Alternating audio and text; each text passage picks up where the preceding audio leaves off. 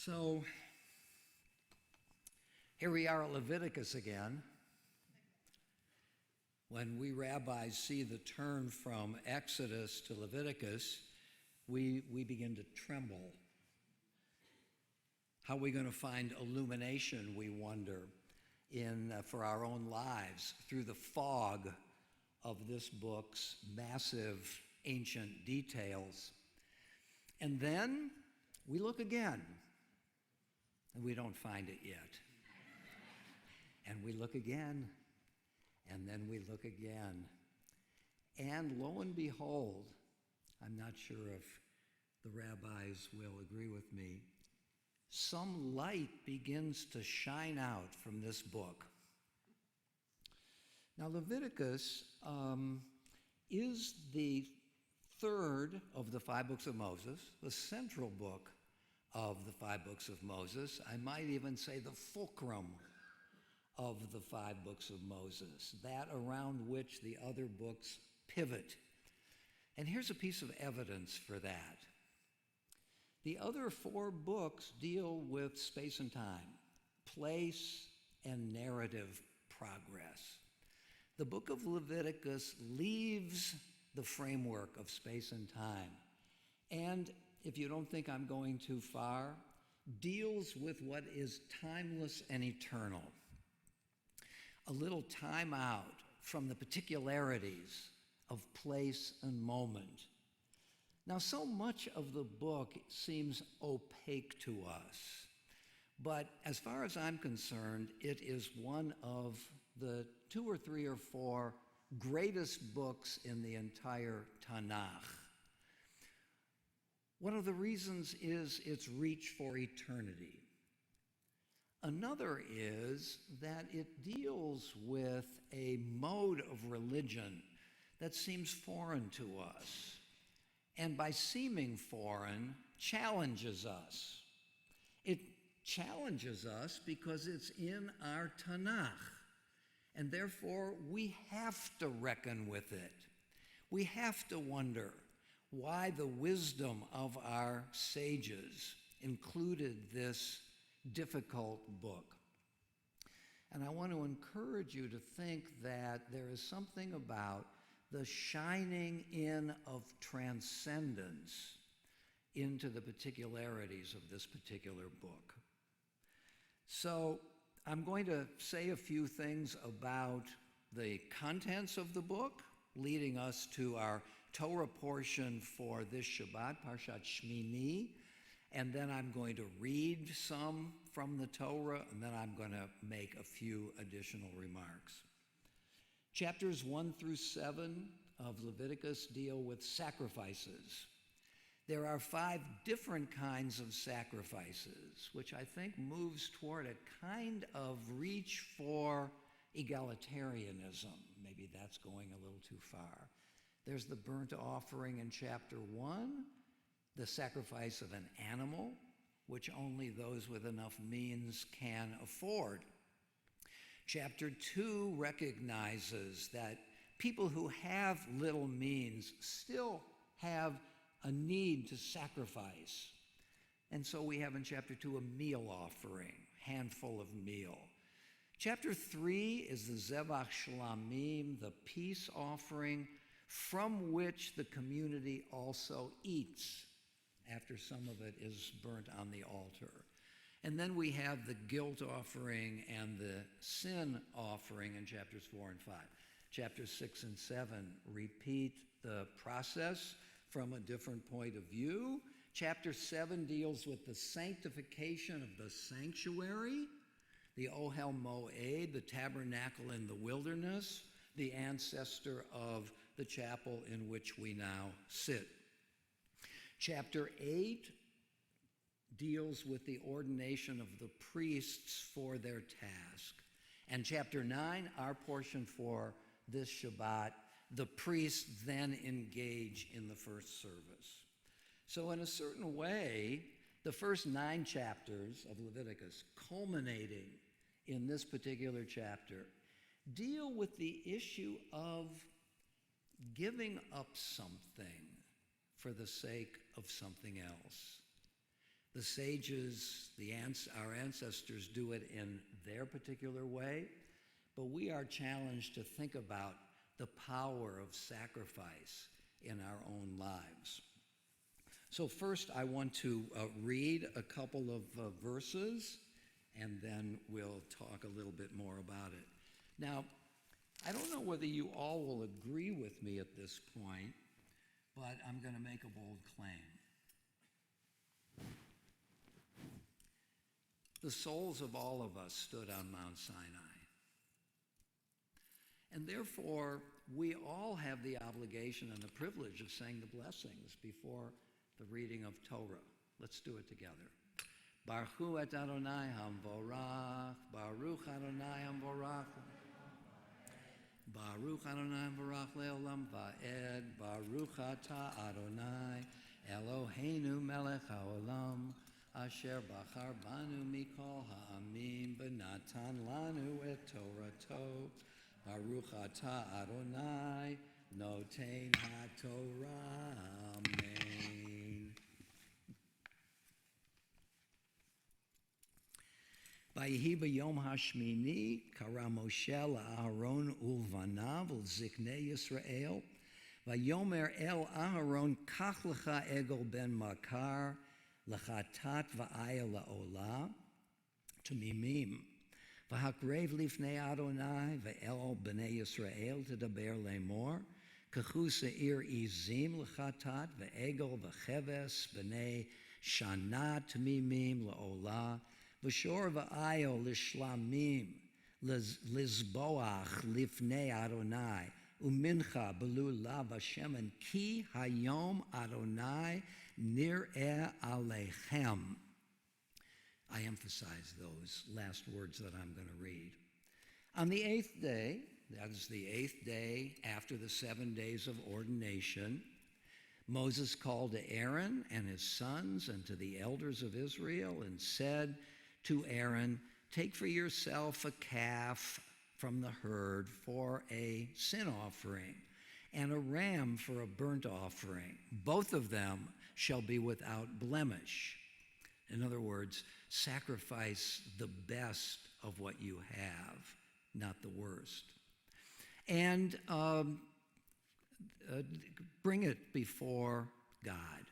And to the Israelites, the people, he spoke, saying, "Take a goat and for a sin offering, and a ram and a lamb of a year of age, without blemish for a burnt offering, and an ox and a ram for a peace offering. You shall sacrifice these things before the Lord.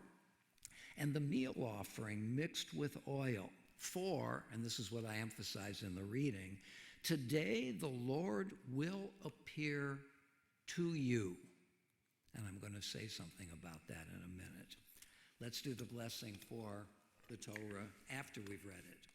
Baruch atah Adonai Eloheinu melech haolam, asher natan lanu Torah emet, ye'olam nata b'tochenu, Baruch atah Adonai noten ha'Torah.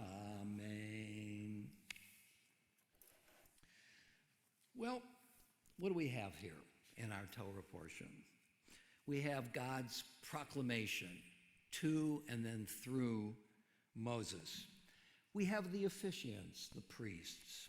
We have the people all arrayed together around the altar at the Ohel Moed, the tabernacle.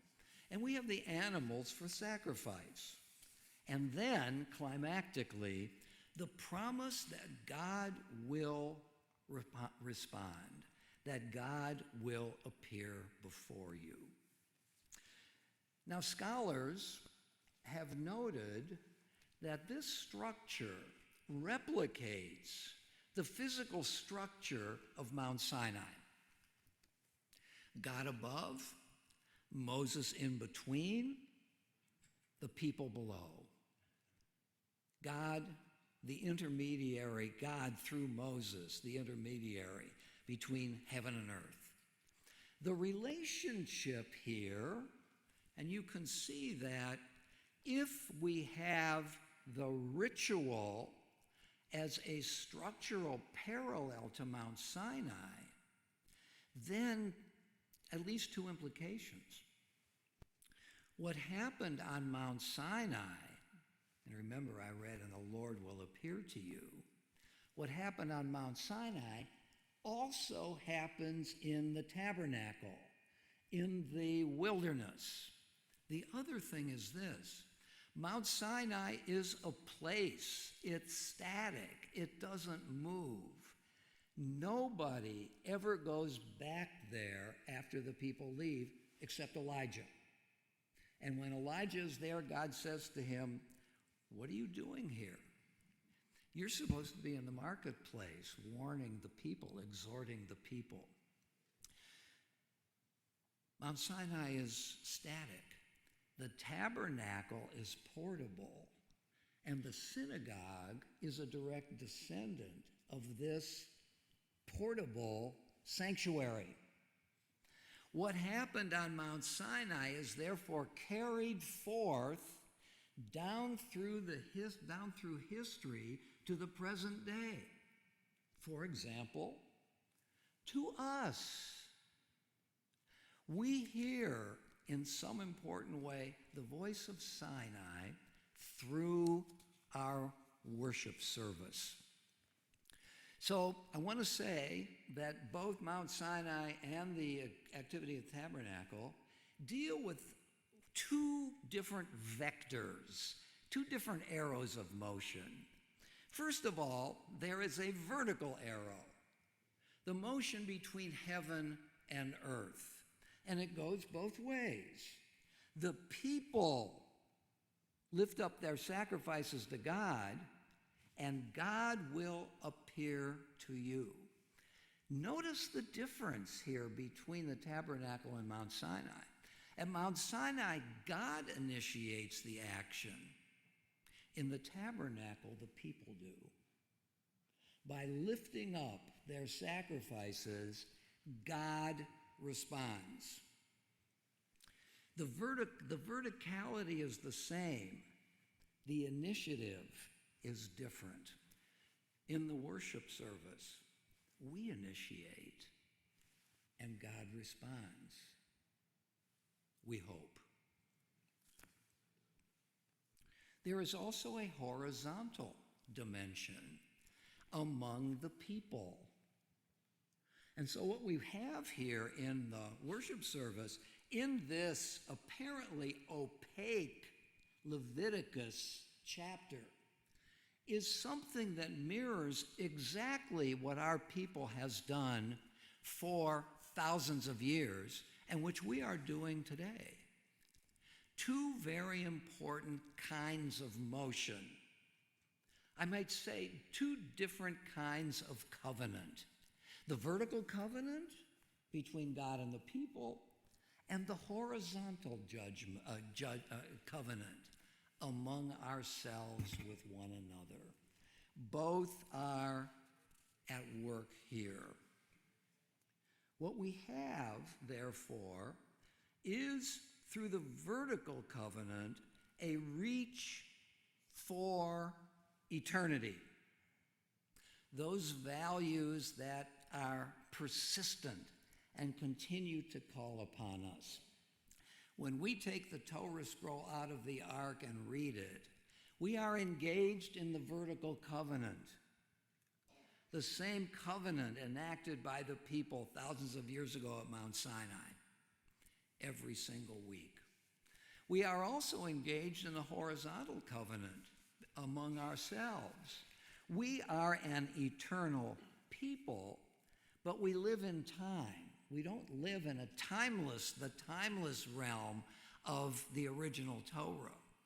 And therefore, our concerns, our needs, our caring for one another, our reaching out to each other in friendship, in gratitude, is part of the ways in which we seek to enact the covenant among ourselves as representatives, as people, Jewish people, striving together to combine both our eternal values and to see how they are applied and can be applied to our day in and day out activities in history.